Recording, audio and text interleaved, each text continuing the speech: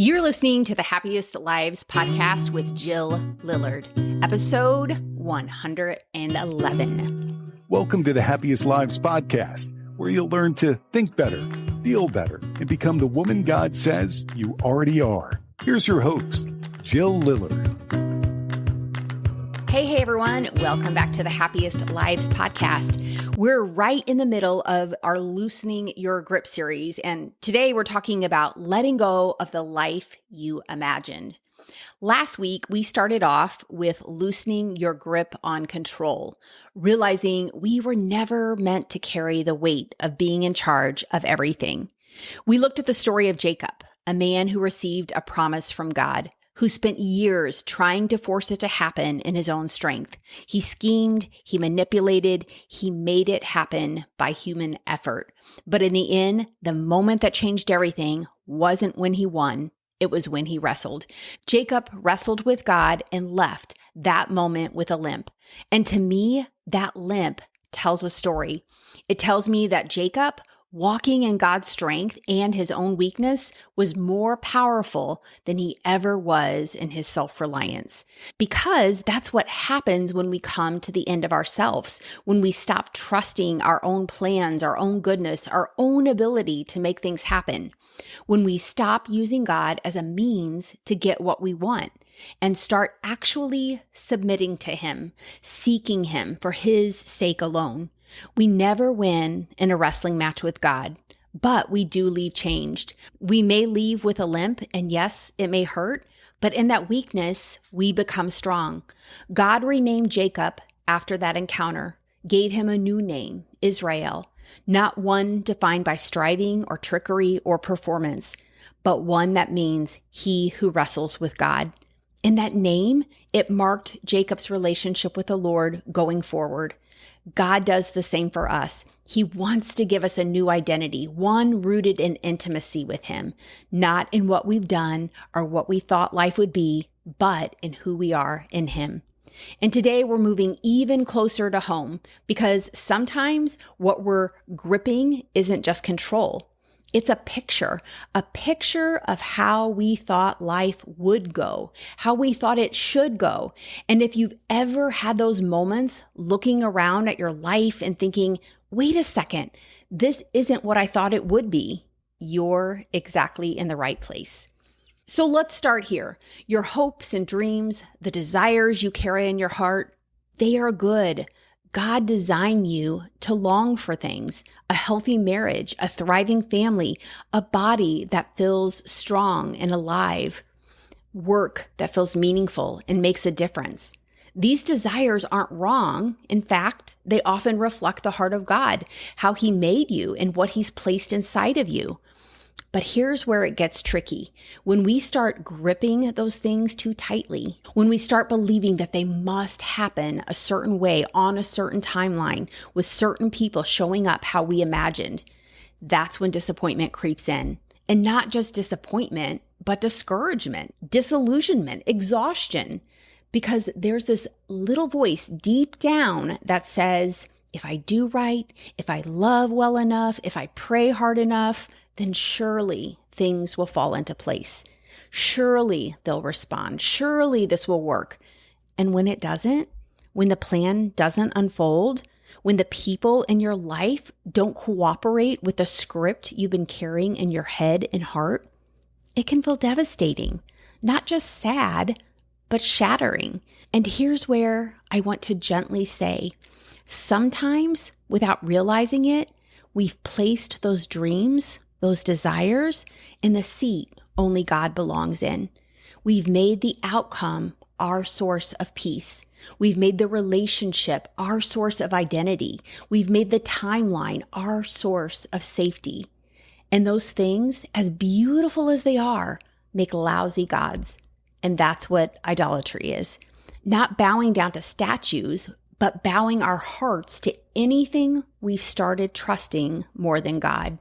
Anything we're wanting more than God. And the thing about idols is they get a stronghold on us. We can start thinking, if I don't have this, I'm not okay. If this falls apart, I fall apart. But the truth is, God is the only one who can hold that kind of weight in your life. He's the only one strong enough, steady enough, loving enough to carry the full weight of your hopes and desires. So yes, dream, long, desire, but let God stay in the center. Not your plan, not your spouse, not your timeline, just Him. So we talked about the story of Jacob. I talked about it last week. I reminded you about it at the beginning of this lesson. Jacob had received a promise. God had told him even before he was born that the blessing would be his. And Jacob believed that promise, but he also tried to make it happen in his own flesh. Instead of trusting God to fulfill it in his time, Jacob schemed. He tricked his brother Esau. He deceived his father Isaac. He manipulated and hustled and strategized, believing it was up to him to secure the life he wanted. And in return, he got a taste of his own medicine. He was tricked by Laban. He lived years in fear and family dysfunction. He carried the consequences of his own striving. Jacob's dreams, his longing for blessing, for belonging, for a future, were good. But the way he tried to seize them led to years of heartache. And yet, God did not abandon Jacob. God was faithful to his promise. Even in Jacob's failures, even in his striving, even in his brokenness, Jacob's life didn't look the way he imagined. But the blessing still came. Through surrender, not striving, through grace, not scheming. There's this beautiful tension we live in. God is completely sovereign, and we have free will. It's like God hands us a canvas. He gives us a wide open space to paint on, and the brush is in our hands. We bring to that canvas our desires, our dreams, our personalities, our stories, our broken places, our family of origin, our past experiences. And the way we paint, it's shaped by what's inside us. Some of what's inside us is beautiful, and some of it needs healing. When we walk with the Lord, when we invite Him into our journey, He begins to heal those broken places. He transforms our hearts. He reshapes our dreams to match His. And even the wrongs that have happened to us, the disappointments, the betrayals, the closed doors, He uses it all. Nothing is wasted. He binds our heart to His through it. He writes redemption right into the story. When you think about it, prayer isn't just asking God for stuff. It's not a transaction. It's a relationship, a conversation where we show up with all our realness and let God see us. It's where we bring our hopes, our dreams, our disappointments. And in that space, He begins to weave our hearts with His. It's not about pretending we don't want things. It's not about pretending we're not hurting. It's about bringing all of it to Him, the dreams, the desires, the grief, the anger, the letting go, like the dream of a marriage that feels emotionally safe and connected, and the grief that it's not, the desire for your child to walk with the Lord, and the ache of watching them drift, the hope that your body would finally feel better, and the discouragement when symptoms linger, the vision of doing something meaningful with your life, and the confusion of wondering if you missed your chance. Prayer is where you bring that. Not the polished version, not the filtered version, but the real, raw version. And you lay it at His feet. And in that place, you don't just find answers, you find intimacy. You find that God isn't in a rush to fix you. He's present with you. He's shaping you into the woman He already says you are. And sometimes that shaping comes right in the middle of disappointment, right in the tension between hope and surrender. Prayer is where your heart slowly starts to beat in rhythm with His. It's where faith is formed, not by demanding, but by trusting.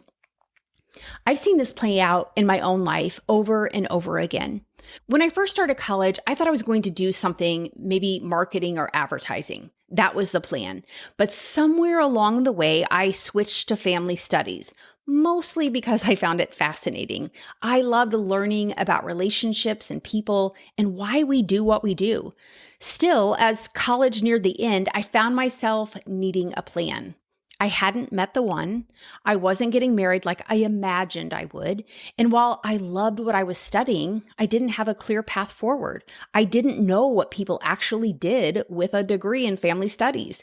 That's when I started thinking back to the summer before my junior year, a summer that ended up quietly shaping what would come next. A friend and I went to nanny on the East Coast. We were live-in nannies for two women who were best friends in Westport, Connecticut. It was this dreamy, life-giving summer in so many ways. Two Midwestern girls going to the East Coast. But what I didn't expect was how much I'd end up holding emotionally. The woman I was nannying for started opening up to me about her marriage. A lot. I became her built-in therapist for the summer, listening, processing, offering perspective. And I was just 20 years old. At that time, my friend, the one I'd come with, she was also walking through her own relationship confusion, and I found myself coaching her. So here I was, a 20-something nanny, unexpectedly sitting in the emotional trenches with two women, helping them sort through their hearts. And one day, the mom I worked for looked at me and said, "You really should be a therapist."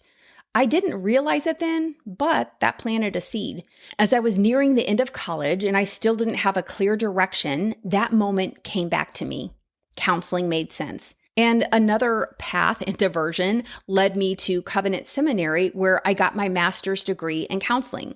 Not because I had this big 6-year plan or a sense of calling yet, but because it felt like the next right step. And now I can see it. Even then, God was guiding me, even through what felt like practical decisions, even through the disappointment of unmet expectations. And it wasn't just that one moment. There were so many twists and turns that felt small or random at the time, but now I see how they stacked, one on top of another, that shaped everything. I didn't graduate from the college where I started. I transferred schools with a friend from high school, someone I didn't even become close with until college. That decision opened the door to new relationships that eventually led me to the city where I got my master's degree. And it was there in St. Louis, working at Children's Division for Family Services, a job I never expected to take, working in child abuse and neglect, that I met my husband. His educational path then led us to Chicago, which is wild because I had dreamed of living there back in middle school.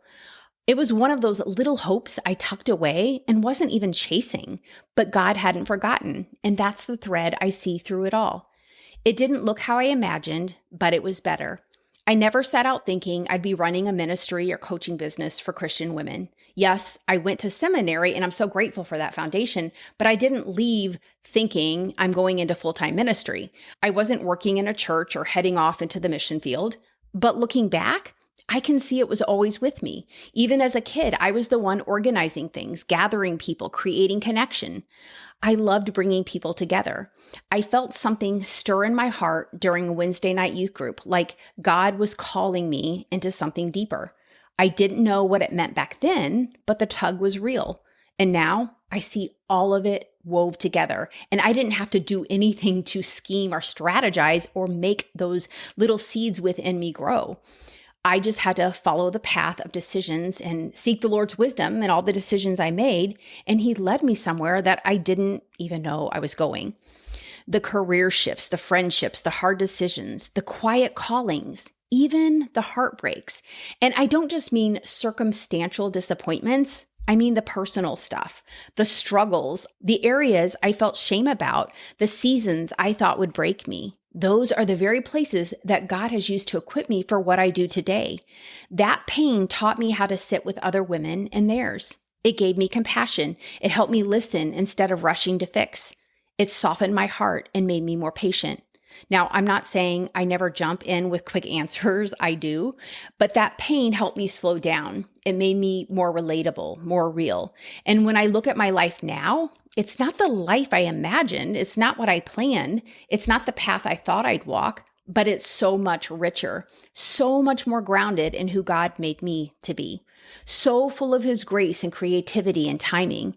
And I wouldn't trade it, not for a more polished plan, not for the picture perfect timeline I used to dream about, not for the version of life I once thought I had to have. So hear me say this, friend. Don't stop dreaming. Don't stop desiring, even if your story looks nothing like mine, even if your twists and turns haven't led to a beautiful marriage or a fulfilling career or anything that feels like a happy ending. Maybe your path has felt like more loss than gain. Maybe what unraveled wasn't just your plan, but your heart. Maybe you're carrying grief and it goes so deep you can't imagine anything good growing out of it.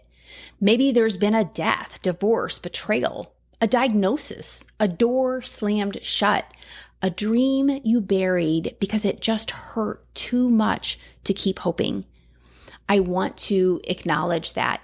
Your story is sacred, your pain is real, and still you were made to dream.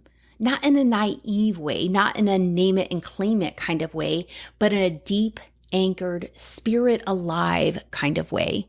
Because the alternative is lifelessness, numbness, discouragement.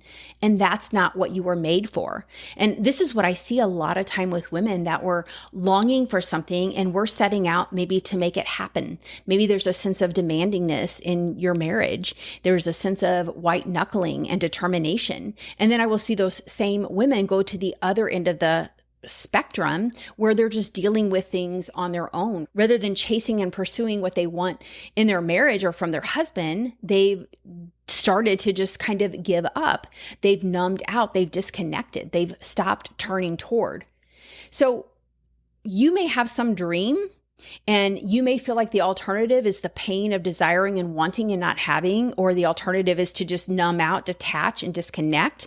But I want to encourage you that you can continue to desire and want without demanding, without making an idol of your dream or desire. Instead, it can be a way that you surrender. You're surrendering and allowing your heart to bind with the Lord's heart. Another perspective I want to offer is imagine for a second that you had a magic wand.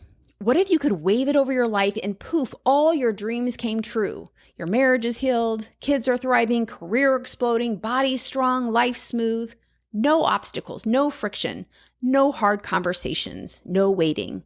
I mean, it sounds amazing, right? But honestly, I think we'd be bored.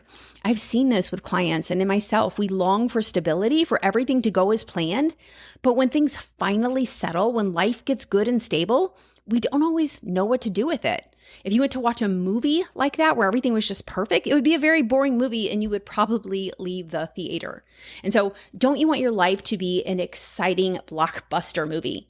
We're so used to chaos and fixing and trying that when life gets too stable, we might start creating problems when there are none. We sabotage, we might stir up drama.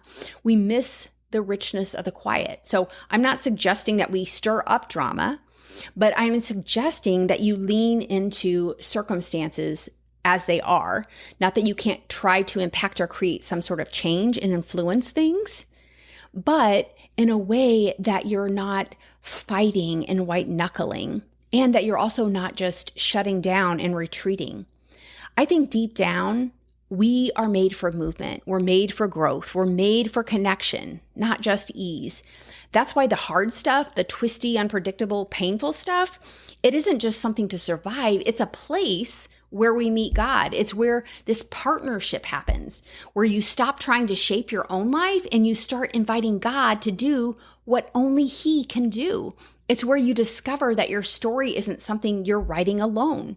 So take your hopes, take your dreams, take your expectations, but hold them lightly.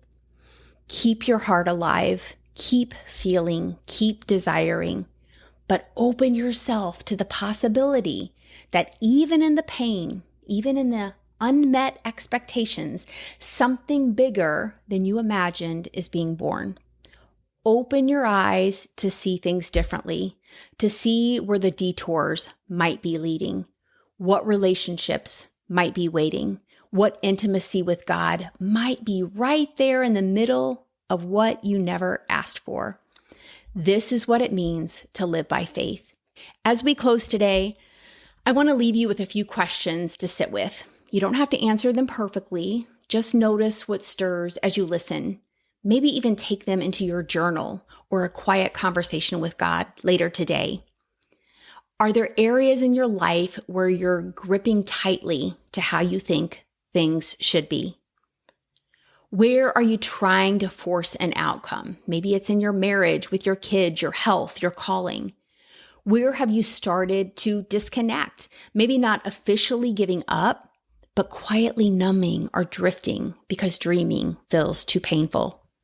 Are there places where you've started living more out of resignation than hope? Now take a deep breath. What would it look like today to bring those dreams back to Jesus? What would it look like to hand him the pen and trust him to shape the story? And if that feels hard, which it often does, here are a few things that might help you start moving forward. Write an honest letter to God. Don't clean it up. Don't censor yourself. Just pour out what you wanted, what didn't happen, and where it still hurts. End by saying, God, I don't know what you're doing, but I trust you. I know that you are good. That's enough. He can work with that. Another thing you can do is notice where you're white-knuckling. Pay attention this week to where you feel frantic or discouraged. Are you trying to force something? Are you shutting down? When you feel that pressure rise, try whispering, Jesus, I release this. I trust you. Over and over again if you need to. A third tip is to dream with open hands. Instead of shutting down desire altogether, write down one thing you still long for and add this underneath it. Even if it doesn't look like I imagined, I believe you are good and you are with me. This doesn't erase the longing, it shifts how you hold it. And lastly, look for the gifts in the detours. Think back on a moment in your life that didn't go to plan, but ended up leading to something good. Even if it wasn't easy, even if it took years, see if you can trace God's hand there. Let that be a reminder that what feels like a dead end today may be part of a redemption arc you can't see yet. None of this is about pushing yourself to fix anything. It's about softening, trusting, coming back to hope just a little bit at a time, and remembering you are not the author of your life, but the one who is. He loves you and he's still writing. And hey, if you're listening to this and thinking, I don't want to just reflect, I want to actually start applying this, then I want to invite you to Clarity and Courage. It's my coaching program for Christian women who want to go deeper, not just consuming content and good ideas, but actually making a change in their relationships, mindset, and everyday life.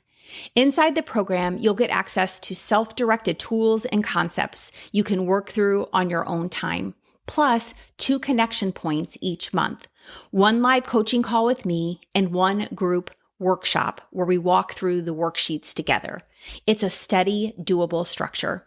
It's for the woman who's ready to stop spinning and start practicing, but needs a rhythm and a space to keep her grounded and supported. And if that's you, if you're ready to stop listening and start living what you're learning, you'll want to check it out. You can head to myhappyvault.com to learn more and join us. Thanks for hanging out with me today. I hope this conversation gave you space to breathe, reflect, and maybe even dream again. I'll see you back here next week as we continue our Loosening Your Grip series. Until then, keep turning toward Jesus as you become the woman he says you already are. Hey, before you go, if your days mostly revolve around errands, logistics, or scrolling side by side on the couch, if it's been a while since you felt really close or excited about your marriage, it might be time for a little reinvention. Relationship Reinvention is a self-paced experience made up of 12 meaningful sessions you and your spouse can walk through together at your own pace, in your own way. You'll get lifetime access, so there's no rush. And when you join this month, you'll also get 3 live group coaching calls with me as a bonus. Just head to myhappyvault.com to learn more and join us. I'd love to have you.